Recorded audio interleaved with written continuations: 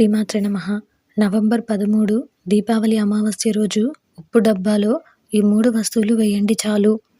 వద్దన్నా డబ్బే డబ్బు, వద్దన్నా సరే డబ్బులు మీ ఇంటి తలుపు తడుతుంది. మరి దీపావళి అమావాస్య రోజు ఉప్పు జాడీలో ఏ వస్తువులు వేయాలి అనే విషయానికొస్తే ఈరోజు ఈ వీడియోలో చూసి వివరంగా తెలుసుకుందాం. మీరు ఇలాగే మరిన్ని మంచి విషయాలు తెలుసుకోవాలి అనుకుంటే మన ఛానల్ని సబ్స్క్రైబ్ చేసుకోండి. అలాగే ఈ వీడియోను ఒక లైక్ చేయండి. మీ ఫ్రెండ్స్ అండ్ ఫ్యామిలీ మెంబర్స్కి షేర్ చేయండి. ఇంకా విషయంలోకి వెళ్తే లక్ష్మీదేవి ఎలా అనుగ్రహిస్తుంది అనే విశేషాలు మనం తెలుసుకుందాం. మరి ఆ పరిహారం ఏంటో ఈరోజు ఈ వీడియోలో చూసి తెలుసుకుందాం. సాధారణంగా ప్రతి ఒక్కరి ఇంట్లో ఉండేది ఉప్పు. ఇది ఎవరికి ఇవ్వకూడదు అంటారు. ఉప్పుని లక్ష్మీ స్వరూపంగా భావిస్తూ ఉంటారు. ఎప్పుడూ కూడా మన ఇంట్లో ఉండేటటువంటి ఉప్పు జాడి నిండుగా ఉండాలి. ప్లాస్టిక్ డబ్బాలో కానీ స్టీల్ డబ్బాలో కానీ ఉప్పుని భద్రపరుచుకోరు. చక్కగా ఒక జాడీలో ఉప్పుని భద్రపరుచుకుంటే ఎంతో మంచిది.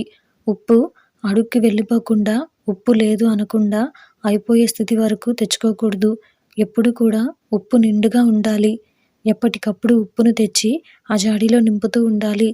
ఉప్పు లక్ష్మికి సంకేతంగా ఉంటుంది. కాబట్టి ఈ లక్ష్మీదేవిని మన ఇంట్లోనే స్థిరంగా ఉంచుకోవాలంటే ఈ ఉప్పు జాడీని చాలా భద్రంగా చూసుకుంటూ ఉండాలి. అలాగే ఉప్పుని కూడా ఎవరికి అప్పు అనేది ఇవ్వకూడదు.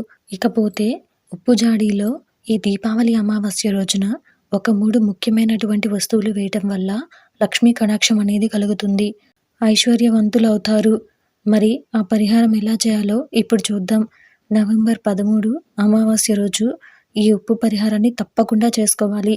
శుభ్రంగా కడిగి పెట్టుకున్నటువంటి ఉప్పు జాడీలో ముందుగా అడుగు భాగాన ఒక పసుపు రంగు క్లాత్ని ఉప్పు జాడీలో వేయాలి.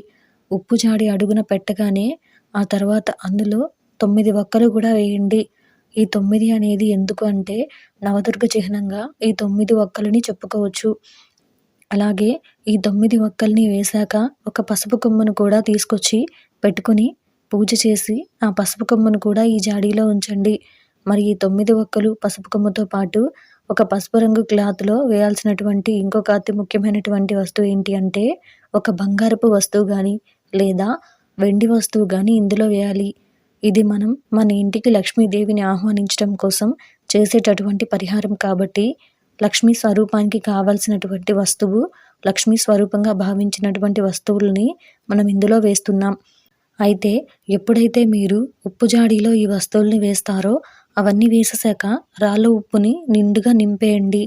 ఈ రాళ్ళ ఉప్పుని మీరు చక్కగా వంటింట్లో ఉపయోగించుకోవచ్చు.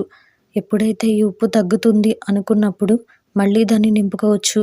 లేదా జాడీని శుభ్రపరచుకోవాలి అనుకున్నప్పుడు ఇవన్నీ తీసేసి మళ్ళీ జాడీని శుభ్రపరచుకొని శుభ్రంగా తుడుచుకొని మళ్ళీ ఇదే పద్ధతిలో గురువారం కానీ శుక్రవారం కానీ ఇదే పద్ధతిని కొనసాగించుకోవచ్చు.